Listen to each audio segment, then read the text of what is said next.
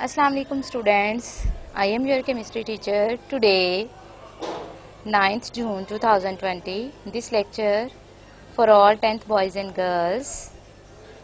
Chapter number 9 आप लोगों का कंप्लीट हो गया है और आज उसका पूरे चैप्टर का टेस्ट है। टेस्ट की जो है वो आप लोगों के साथ डिस्कशन है कि आप लोगों को जो टेस्ट दिया गया है वो आपने किस तरह से अटेम्प्ट करना है।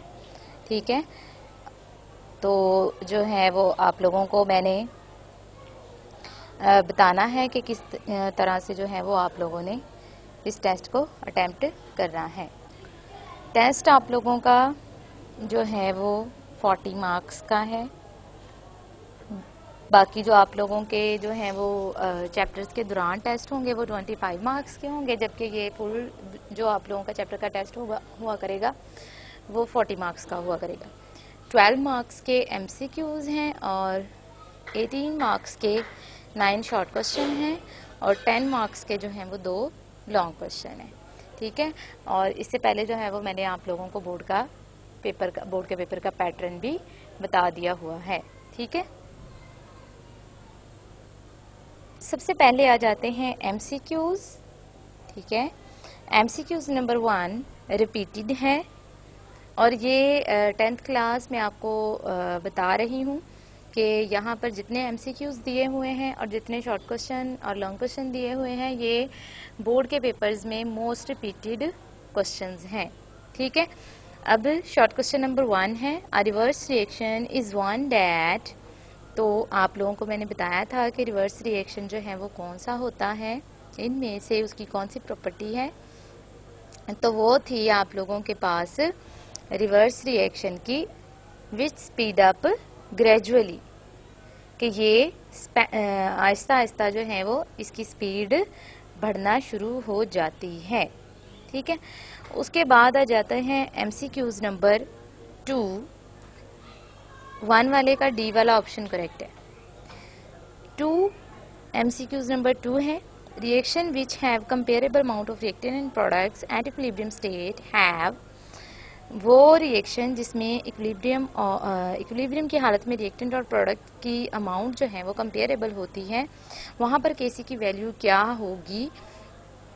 तो आप लोगों को मैंने बताया कि जब कंपेरेबल अमाउंट होती है तो उस वहाँ पे Kc की वैल्यू जो है वो मॉडरेट होती है। सी वाला इसका ऑप्शन जो है वो करेक्ट है। MCQs number 3, when rate of forward reaction is equal to rate of reverse reaction। जब rate of forward reaction rate of reverse reaction के बराबर हो जाता है तो ये क्या इसको कहते हैं, हम इसको डायनामिक इक्विलिब्रियम स्टेट कहते हैं। ए वाला ऑप्शन इसका करेक्ट है और ये भी रिपीटेड है। MCQs number 4, what is the colour of hydrogen iodide. Hydrogen iodide का कलर क्या होता है। पहले मैंने आपसे आयोडीन का कलर पूछा था, वो पर्पल होता है, लेकिन मैंने हाइड्रोजन आयोडाइड का भी कलर बताया है, कलरलेस होता है। ए वाला ऑप्शन इसका करेक्ट है। Guldberg and Bragg propose the law of mass action in 1869। C वाला ऑप्शन इसका करेक्ट है। Active mass is represented bye.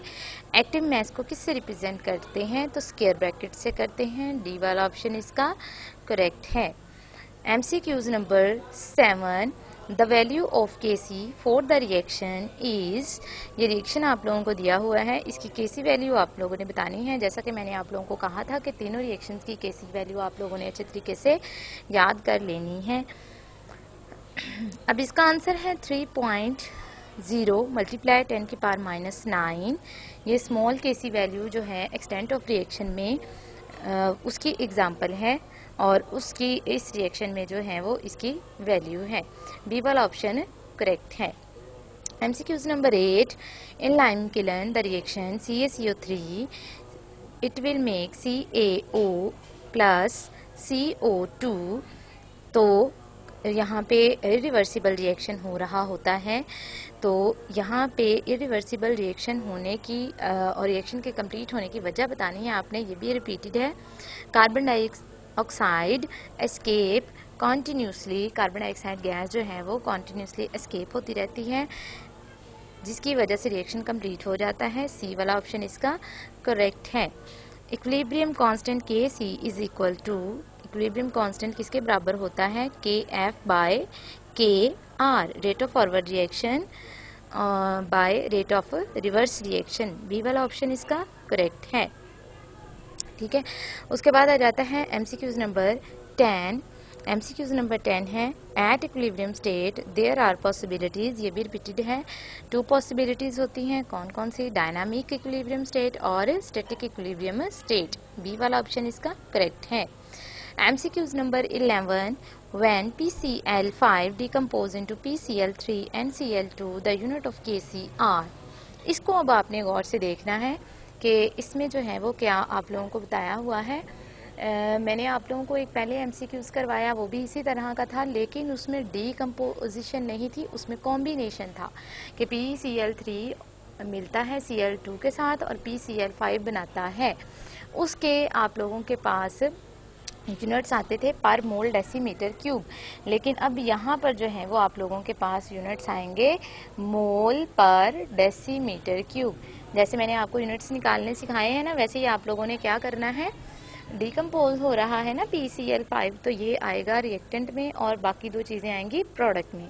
यानी कि ऊपर आप लोगों ने 2 दफ़ा मोल पर डेसीमीटर क्यूब लिखना है और नीचे आप लोगों ने 1 दफ़ा लिखना है।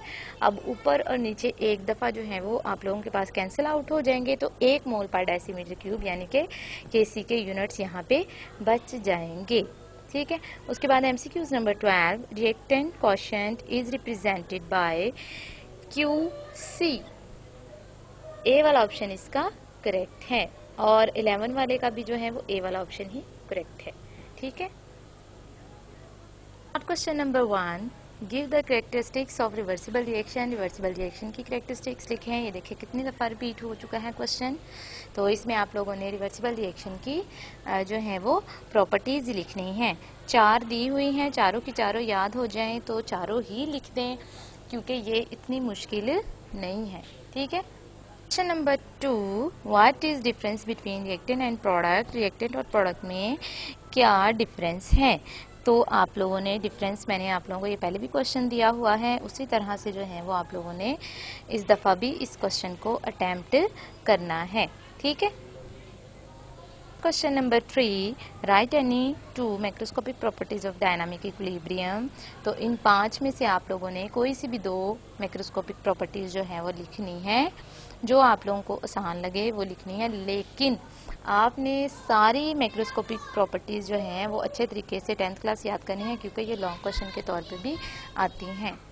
Short question number 4 how direction of a reaction can be predicted. Direction of reaction जो है वो किस तरह से प्रिडिक्ट की जाती है। तो इसकी 3 जो है वो आप लोगों के पास केसेस होते हैं, जो कि मैंने यहाँ नीचे मेंशन कर दिए हुए हैं। डायग्राम आप लोगों ने जो है वो अपनी टेक्स्ट बुक से देख के बनानी है, जैसा कि मैंने आप लोगों को पहले भी बताया। ठीक है, तो ये आप लोगों ने जो है वो इसका आंसर इस तरह से लिखना है। Short question number 5 define static equilibrium. Static equilibrium की डेफिनेशन लिखें, तो वो डेफिनेशन यहाँ पे दी हुई है, एग्जांपल भी दी हुई है। एज इट इज़ आप लोगों ने जो है वो इसकी डेफिनेशन और एग्जांपल लिखनी है। डायनामिक इक्विलिब्रियम की मत लिख दीजिएगा, ये स्टैटिक इक्विलिब्रियम है। यहाँ पे स्टैटिक इक्विलिब्रियम की जो है वो आप लोगों ने डेफिनेशन लिखनी है। Number 6 why is dynamic equilibrium attainable from either way. जो है वो इक्विलिब्रियम स्टेट जो है वो हम लोग हर तरफ से जो है वो आइदर वे से जो है वो किस तरह से हासिल कर सकते हैं। ये इतनी दफ़ा मैंने आप लोगों को क्वेश्चन दे दिया है, तो इसका आंसर जो है वो आप लोगों को पहले से गिवन है, तो वही आंसर आप लोगों ने याद करके यहाँ पे लिख देना है। Question number 7 difference between forward and reverse reaction. Forward और रिवर्स रिएक्शन में डिफरेंस लिखना है। तो आपके पास 4 पॉइंट्स हैं, चारों ही लिख देंगे तो बहुत ही अच्छी बात है, लेकिन अगर किसी बच्चे को एक भूल जाता है तो गलत मत लिखिएगा, 3 ही पॉइंट जो है वो लिख दीजिएगा। Question number 8 define equilibrium constant. Equilibrium constant की डेफिनेशन आप लोगों ने लिखनी है और फॉर्मूला बी मस्ट लिखना है। ठीक है, यानी कि डेफिनेशन भी लिखनी है और फॉर्मूला भी लाजमी आप लोगों ने यहाँ पे लिखना है। और फॉर्मूला लिखते हुए यहाँ पे मैंने जो है वो जैसे लिखा है, यहाँ पे मेरे पास स्पेस की कमी की वजह से जो है वो मैंने बाय का जो है वो साइन यूज़ किया है, सिंबल यूज़ किया है, लेकिन आपने एक लाइन लिख के उसके नीचे लाइन लगा के फिर दूसरी लाइन लिखनी है। ठीक है। Question number 9, right the equilibrium constant expression for this reaction. तो ये आप लोगों को पहले भी मैंने दिया है कि आप लोगों ने एक्सप्रेशन कैसे लिखना है, सिर्फ एक्सप्रेशन ही लिखना है। लेकिन अगर आपको यूनिट्स निकालने आते हैं अच्छे तरीके से और आपको पता है कि इसके क्या यूनिट्स हैं, तो आप लोग जो हैं वो इसके यूनिट्स भी निकाल सकते हैं। ठीक है। लॉन्ग क्वेश्चन जो है वो आप लोगों को पहले भी मैंने लॉ ऑफ मास सेक्शन दिया था, अब भी जो है वो आप लोगों ने इसी को एक्सप्लेन करना है। पहले इसका इंट्रोडक्शन है, फिर इसकी डेफिनेशन है। डेफिनेशन 10th क्लास अच्छे तरीके से याद कर लीजिएगा। डेफिनेशन में जो है वो आप लोगों ने एक लफ्ज़ भी जो है वो अपनी तरफ से ऐड नहीं करना और एक लफ्ज़ भी जो है वो आप लोगों ने छोड़ना भी नहीं है। ठीक है, एज इट इज़ जो है वो आप लोगों ने डेफिनेशन याद करनी है। उसके बाद आप लोगों के पास एक्टिव मास की आप लोगों ने डेफिनेशन लिखनी है, चाहे हेडिंग बना ले चाहे वैसे ही लिख दें। उसके बाद एप्लीकेशन उसकी एप्लीकेबल फॉर, ये आप लोग ना भी लिखें, ये आपकी बुक के अंदर नहीं है, ये मैंने सिर्फ आप लोगों को आपकी इन्फो के लिए बताया है। ठीक है। उसके बाद आपने इसकी एक्सप्लेनेशन स्टार्ट करनी है with a general reaction. General reaction आप लोगों ने लिया और फिर जैसे जैसे मैंने आप लोगों को बताया था कि इसकी डेरिवेशन जो है वो आप लोगों ने पहले फॉरवर्ड रिएक्शन का रेट लेना है, फिर उसके बाद आपने रिवर्स रिएक्शन का रेट लेना है और फिर आप लोगों ने जो है वो बताना है कि जो आप प्रोपोर्शनैलिटी साइन ख़त्म कर रहे हैं उसकी जगह आप लोग कांस्टेंट यूज़ कर रहे हैं। वो के एफ जो है वो फॉरवर्ड रिएक्शन के लिए है और के आर जो है वो रिवर्स रिएक्शन के लिए कांस्टेंट है। उसके बाद आप लोगों ने इनको इक्विलिब्रियम स्टेट पे ले आना है, यानी कि जब दोनों रिएक्शन बराबर हो जाएंगे, रेट ऑफ फॉरवर्ड और रिवर्स रिएक्शन इक्वल आ जाएंगे, तो आप लोगों के पास आपने सिंपल, ये तो मैथ की तरह का ही है। ठीक है, एक तरफ जो है वो आप लोगों ने कांस्टेंट्स को ले आना है और एक तरफ जो है वो कंसंट्रेशंस को ले आना है। तो कांस्टेंट्स जो हैं वो आप लोगों के पास बराबर हो जाएंगे किसके, इक्विलिब्रियम कांस्टेंट के सी के। और फिर जो है वो आप लोगों इसको जो है वो जो आपके पास लास्ट एक्सप्रेशन आएगा उसको आप लोग कहेंगे कि ये लॉ ऑफ मास एक्शन है। अच्छा, 10th क्लास आप लोगों को इस तरह से भी पूछा जा सकता है K C is equal to C D over A B, इनकी कंसंट्रेशन, इसको प्रूव करें, प्रूव डैट। तो भी आप लोगों ने शुरू से लॉ ऑफ मास एक्शन को शुरू से लेकर यहाँ तक जो है वो आप लोगों ने लिखना है। बाद आ जाता है आप लोगों के पास what is the extent of reaction, के रिएक्शन की एक्सटेंट क्या है। ठीक है, तो रिएक्शन की एक्सटेंट में आपने सबसे पहले इसकी हेडिंग जो है वो बना के उसको एक्सटेंट ऑफ रिएक्शन होता क्या है वो आप लोगों ने बताना है। ये न्यूमेरिकल वैल्यू होती है इक्विलिब्रियम कांस्टेंट पे। ठीक है, extent of reaction indicate which extent reactant are converted to the product, कि किस एक्सटेंट के साथ जो है वो प्रोडक्ट जो है वो रिएक्टेंट जो है वो प्रोडक्ट में कन्वर्ट हो रहा है। तो ये आप लोगों ने इसकी डेफिनेशन लिखनी है सबसे पहले। आप लोगों ने इन तीनों को जो है वो जनरली लिख देना है, या आप लोगों की बुक में इस तरह से ये वाली स्लाइड जो है वो मौजूद नहीं है, तो आप लोग बुक से एज इट इज़ हेडिंग बना के जैसे उन्होंने लिखा है वैसे भी लिख सकते हैं। ठीक है, केस 1 में जो है वो आप लोगों के पास ये जो नीचे आप लोगों ने मैंने लिखी हुई है, जो रिटन वर्क मैंने लिखा हुआ है द लार्ज केसी वैल्यू वाला लाइंस, ये आपकी बुक के अंदर है।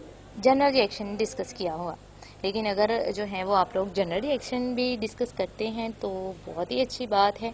ठीक है, और जिस तरह से मैंने यहाँ आप लोगों को बताया है एक एग्जांपल के साथ समझाने के लिए, तो आप इस एग्जांपल को भी लॉन्ग क्वेश्चन को लंबा करने के लिए जो है वो इस एग्जांपल को उसके अंदर लिख सकते हैं। आप लोगों ने जो है वो केस 1 लिखना है, उसके बाद आप लोगों ने केस 2 लिखना है। इस जैसे आपने केस 1 लिखा है वैसे ही आप लोगों ने केस 2 भी लिखना है। इसमें भी आप लोगों ने जो है वो अगर जनरल एग्जांपल लिखनी है वेल एंड गुड, नहीं तो जैसे आपकी बुक के अंदर मौजूद है लाइंस मैंने सारी लिखी हुई हैं इसके अंदर, सिर्फ मैंने थोड़ा सा एडिशन की है।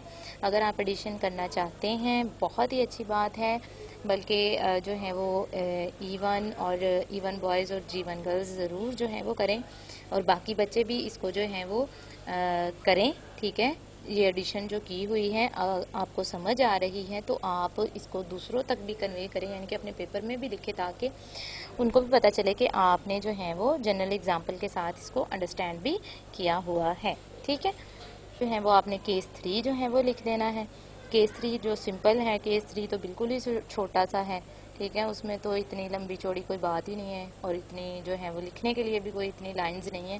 तो आप लोगों ने जो है वो इस तरह से इन दोनों लॉन्ग क्वेश्चन को अटेम्प्ट करना है अच्छे तरीके से। Thank you 10th class. अपने टेस्ट को जो है वो लिख के अपने पास सेव कर लीजिएगा, तो मैं आप लोगों से जो है वो बाद में कलेक्ट कर लूँगी।